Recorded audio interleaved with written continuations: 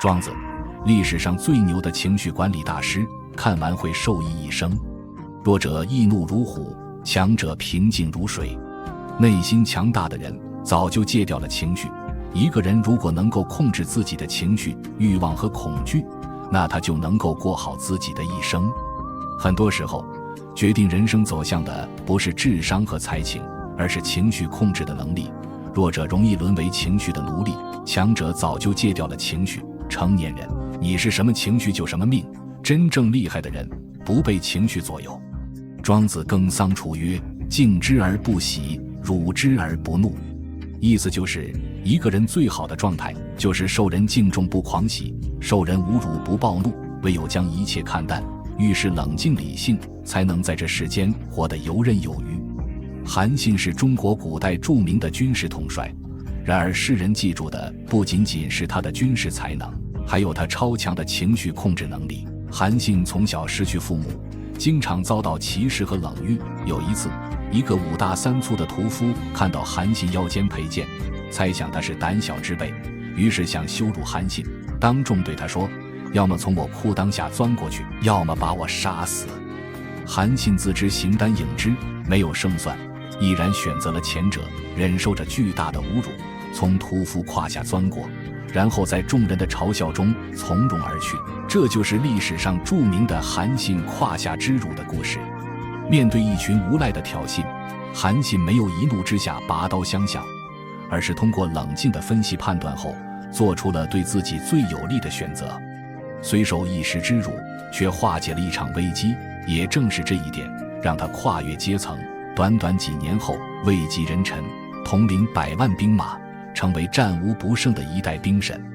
生活中，很多人面对突如其来的困境，要么胆怯退缩，要么失控发火，最终问题没有解决，自己却落得一身伤。情绪是天下最大的魔鬼，人一生一定要学会控制情绪，但遇事不动气，不是没有情绪，而是不被情绪困住心智，即使处在暴风骤雨中，也能让情绪平静下来。面对别人的重伤，越是热烈回应，越是没完没了，不如一无所动，有眼不见。弱者易怒如虎，强者平静如水。真正厉害的人都是控制情绪的高手，不大喜大悲，不被情绪所困，别把自己太当回事，就不会滋生坏情绪。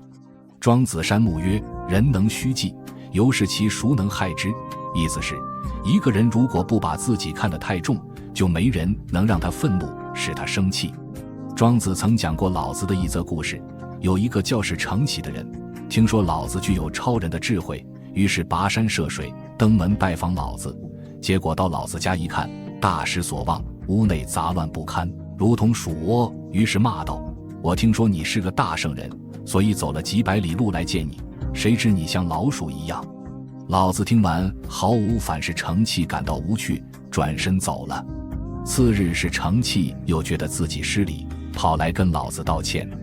老子平静地说道：什么大圣人这样的虚名，我早就把他当破鞋扔掉了，而你骂我是牛是马是老鼠又有什么关系？改变不了什么，我还是我。生活中很多事光靠生气是解决不了问题的，放低姿态，不把自己太当回事，就不会生无畏之气。正如世人努力所说，还是把自己当成泥土吧，老是把自己当作珍珠，就时时有被埋没的痛苦。也就是别把自己太当回事。生活中有很多人，表面看似强悍无比，内心却没有坚定的主意，因为太过看重自己，容易被他人影响情绪，反而认不清真正的自己。别把自己太当回事。庄子曰：人莫见于流水，而见于止水，唯只能止众止。意思是流动的水，因为水波荡漾是不会反映出真正的影子，所以不应把流水作为镜子，唯有在水波静止的水里才会真正的光。可见人世间的事也是相同的，如果自己的心因名利好恶而动摇，那么那颗心就无法透视真相。如不能将社会的真相正确的映照于心的话，对于社会又怎样能有正确判断？所以如果要正确的判断社会的真相，一定要将自己的心保持着像止水一样的宁静状态。庄子告诉我们，一个能控制自己情绪的人，能止得住胡思乱想，止得住无谓的心神消耗，才可以静下心来，心无旁骛，专心致志地做事，调理好人生层出不穷的问题。然而，很多人面对生活的至暗时刻，却任由情绪暴躁，直到被负面情绪吞噬，就如张飞作为一代武将似的，实在憋屈。如果当初他得知关羽被杀后，没有情绪失控，天天买醉，乱发酒疯，拿手下撒气，也不至于落得被部下刺杀的窝囊结局。不可否认，张飞的业务能力很强，但拥有如此才能，最后却死在自己的情绪里。不得不说，一个连自己的情绪都控制不住的人，再有能力也无济于事。情绪失控只会让人失去理性，输掉自己；控制情绪却能让人保持冷静，成就自己。曾国藩，晚清名臣，曾因轿子的问题无端遭受过一场羞辱。有一天上朝途中，曾国藩坐的4台轿子和某官员的8台大轿相遇在狭窄巷子，对方一看是4台轿子，以为里面坐的是比自己身份低级的官员，于是借着没有及时让道的缘由，对方轿夫二话不说，将曾国藩从轿里揪了出来，上去就是一耳光。结果吧，抬大轿里的官员一看是比自己官职更高的曾国藩，吓得慌忙下的轿，叩头谢罪。面对对方的无礼，曾国藩没有动怒，反而将这位官员扶起，笑着说道：“是本官的轿子挡了大人的道，不怪你，不怪你。”遇到糟心的人和事，曾国藩的选择是一笑置之，而不是陷在自己的情绪里，一心想着报复。这样的人才能迅速调整自己，既赢得了别人的好感，也为自己节省出更多时间精力做自己想要做的事情。那好，控制情绪是一种修养，更是一种人生智慧。一个能控制自己情绪的人，能定得住心境，静静生慧，拥有智慧，才能把握人生。情绪不好是格局太小。庄子山墓中有这样一个故事，一个人乘船过河，前面有船要撞上来，这个人破口大骂，骂对方不长眼，等船撞过来，却发现对面船上没人，是个空船，刚才的满腔怒火瞬间就消失得无影无踪。生气的不是撞船本身，而是对面有没有人。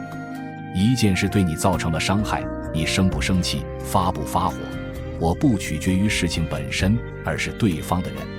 世界上居然有这样的人，这个人居然无视我这个人，居然想伤害我，我对他不客气，情绪也就在这里爆炸了。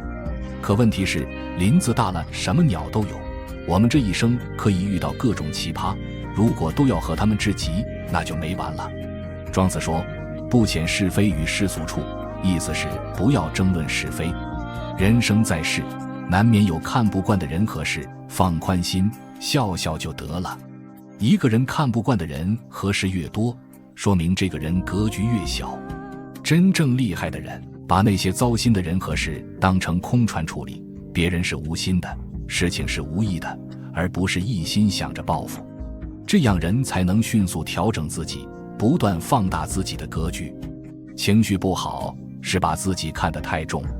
一个人的自尊意识太强，自我意识太强，别人稍微冒犯他就立马反弹回去。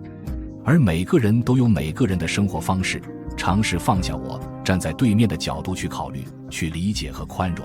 两只船相撞，你的第一句话不是骂人，而是问你没事吧，那你给对方的感觉就是一个空船。这样的话，哪里会有什么争执的虚拟优势？虚己忘己，忘掉私欲偏见，这样才能不害物也不害于物，不害人也不害于人。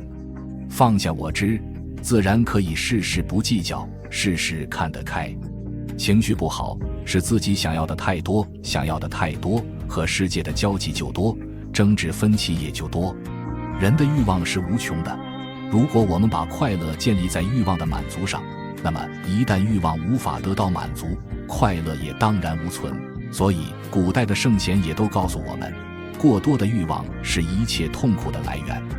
庄子将死的时候，弟子要厚葬他，他说，在上为乌渊石，在下为蝼蚁石，夺彼于此，何其偏也。意思是庄子曾说，我死了以后，大地就是我的棺椁，日月就是我的棉被，星辰就是我的珠宝玉器，天地万物都是我的陪葬品。我的藏具难道还不够丰厚？你们还能再增加点什么呢？啊！学生们哭笑不得地说：老师呀，若要如此，只怕乌鸦老鹰会把你吃掉啊。庄子说：扔在野地里，你们怕飞禽吃了我，那埋在地下就不怕蚂蚁吃了我吗？把我从飞行嘴里抢走送给蚂蚁，你们可真是有些偏心。在所有人都往上挤，财富、名利什么都想要的时候，庄子连生死都看淡了，生命越来越简单，越走越轻。很多人争名夺利，累死累活，那些生不带来死不带去的东西，再多又有什么用呢？庄子说：天下有志乐无有哉，可以活生者无有哉。天下有志乐，但不是名利之乐，欲望之乐之乐，无乐之欲无欲。真正的快乐是与自然合一，是与天地合一。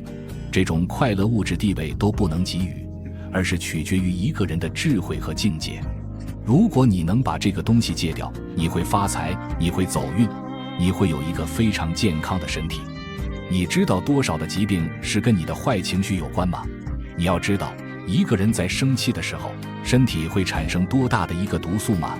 生气可能只需要1分钟，但是生气会让你在接下来的长时间之内情绪非常的压抑。所有的事情，生意、工作、爱情、生活，本来这些东西都能达到80分、90分，现在连60分都达不到。除非你发生了什么好事，否则这些霉运会一直跟着你，让你整天处于一种浑浑噩噩的状态。爱生气、爱有情绪的人很难健康，更难拥有财富。为了你自己的健康，还有你的事业，今天告诉你4个让你彻底戒掉你坏情绪的办法，并且大大减少你发脾气的待遇。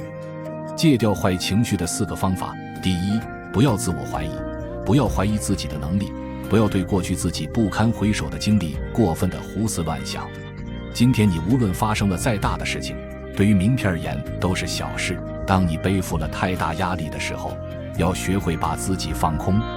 当别人背后说你坏话，当别人背后说你不行的时候，你只需要做到我行我素，不与小人争对错，只与高手论长短。你活成什么样，跟你1毛钱关系都没有。正所谓道不同不相为谋，不跟小人置气，你就已经成功戒掉了40%。第二，不要去要求任何人。你要知道，你生活当中所知道的所有人，根本不可能完全按照你的意愿去做事。你的亲人朋友，你的爱人，包括你的子女都是一样的，谁也无法完全控制谁。你喜欢的，你希望你想要求的样子，你想让任何人都听你的，都按照你的方法去做，不现实。你越纠结别人为什么没有达到你的标准，你就会越苦恼。在别人动不动就会拒绝你的今天，在别人不愿意去按照你的意愿去做事的时候，你要考虑到自己的能力不行，问题就在于你的价值和你的实力根本不够。没实力没钱的先要求自己，不要去要求任何人，你就会减掉20%的坏情绪。第三，学会拒绝别人。当面对自己不愿意做的事情，或者面对别人那些无理的过分要求的时候，不要犹豫，宁死不从啊！你要知道自己活得都很累，就没有时间去为别人去操心，你也没有时间去阿谀奉承别人，没有时间去讨好任何人，去给别人当牛做马，只做让自己开心的事，只爱自己爱的人。你只关心自己，关心的时候你就会越来越强大啊！因为你学会一件事叫聚焦，不在别人身上浪费精力。你越是委曲求全，你的心态就会越来越差，自己的事都没有操心够，你操心别人的事干嘛？第四，学会冥想。这个方法特别实用，我每天都在做。你只需要做到每天拿出来30分钟，或者先从10分钟开始练习，逐渐递增。找一个安静的地方，把双腿盘好，双手自然放在腿上，从头部开始放松，用意念去感觉，一直到脚下。在这期间，脑子里面什么都不要想，一片空白，任何的杂物和人物出现，立刻删除掉之后，你会发现你会特别的轻松，而且头脑特别的清醒。学会冥想之后，你会发现生活当中所面对的所有事都能够从容不迫地去应对，让你拥有了一个思维逻辑非常强悍的大脑。